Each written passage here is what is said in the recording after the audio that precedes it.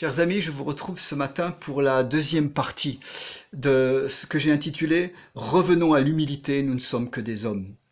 Et j'aimerais qu'on se pose la question ce matin, qu'est-ce que signifie aujourd'hui, dans les circonstances de crise que nous vivons, qu'est-ce que signifie s'humilier et pourquoi le faire?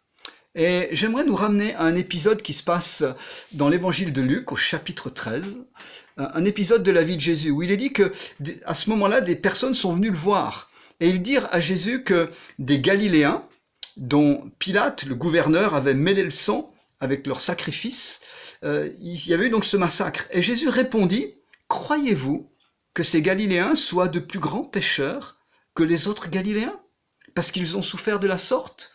Non, je vous le dis, mais si vous ne vous repentez, vous périrez tous également. » Ou bien, ces 18 personnes sur qui est tombée la tour de Siloé, et qu'elle a tué, croyez-vous qu'elle soit plus coupable que tous les autres habitants de Jérusalem? Non, je vous le dis. Mais si vous ne vous repentez, vous périrez tous également. Jésus était très au courant de l'actualité en son temps. Et là, il nous donne 3 indications extrêmement importantes. Premièrement, attention à nos interprétations hâtives ou superficielles. Voyez-vous, des hommes sont morts. Le gouverneur a mêlé leur sang à leur sacrifice pendant qu'ils offraient des sacrifices. On ne nous donne pas les indications plus profondes. Et puis, à un autre endroit, une tour s'est effondrée, faisant 18 morts. Et voilà, les commentaires et les rumeurs vont bon train. Jésus nous dit non, attention aux interprétations superficielles. Dans le cas présent, il dit les victimes n'ont pas péché plus que les autres. Et vous avez remarqué que Jésus ne parle même pas du diable dans les faits concernés. Deuxièmement, les malheurs qui arrivent dans la société, qui arrivent aux autres, proches ou moins proches, les catastrophes en tout genre ne prouvent rien sur ce que les gens ont fait ou pas. C'est des choses qui tombent sur les bons et les méchants, comme le dit Jésus. Les personnes atteintes ne sont pas plus coupables. Jésus dit bien, ceux qui ont été frappés n'étaient pas plus pécheurs que ceux qui ont été épargnés. Donc attention, l'homme aime trouver des boucs émissaires.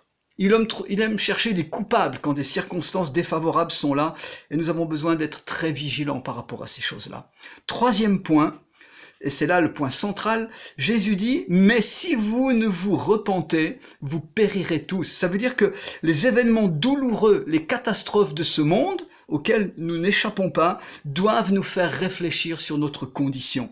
Elles doivent nous pousser à nous humilier, à nous rapprocher de Dieu, à nous approcher de lui dans la repentance. Permettez-moi d'expliciter ce mot « repentance » que nous trouvons fréquemment dans la Bible. Le mot grec, tout comme le mot hébreu de l'Ancien Testament, signifie faire demi-tour, changer de direction. La repentance, c'est pas la pénitence. Il ne s'agit pas d'expier pour pouvoir être pardonné. Non, le pardon est gratuit en Jésus-Christ, c'est la grâce. Mais la repentance, c'est la part de l'homme, non seulement de confesser ses péchés, d'examiner son cœur et de revenir à Dieu, et de confesser, et ensuite de faire demi-tour. Pas continuer dans les mêmes voies, mais réellement changer de direction. C'est pour ça que Jésus dit « Repentez-vous et vous aurez la vie ». Mes amis, comment réagissons-nous face au confinement, face à la crise sanitaire, face peut-être aux problèmes financiers qui vont nous guetter demain? Est-ce que nous sommes fâchés, révoltés, irrités? Est-ce que nous cherchons le ou les boucs émissaires, les coupables? Est-ce que nous sommes peut-être terrorisés de peur, angoissés par l'avenir? La Bible nous dit une autre voie. Repentons-nous, revenons à notre condition. Et j'aimerais le dire, Dieu cherche dans cette période des hommes et des femmes humbles, comme il en a toujours cherché dans l'histoire humaine. Permettez-moi de citer 2 hommes que la Bible qualifie de humbles. Premièrement, c'est Moïse, le grand Moïse. Dans le chapitre 12 des Nombres, il est dit que c'était un homme fort humble. Et le mot hébreu veut vraiment dire humble, ceux qui sont passés par la souffrance et qui ont été rendus humbles par l'épreuve. C'est très beau comme expression. Moïse était fort humble. Et puis, l'apôtre Paul nous dit, dans 1 Corinthiens 15, il dit « Par la grâce de Dieu, je suis ce que je suis. Et la grâce de Dieu n'a pas été vaine envers moi. » Voilà un homme qui sait qui il est.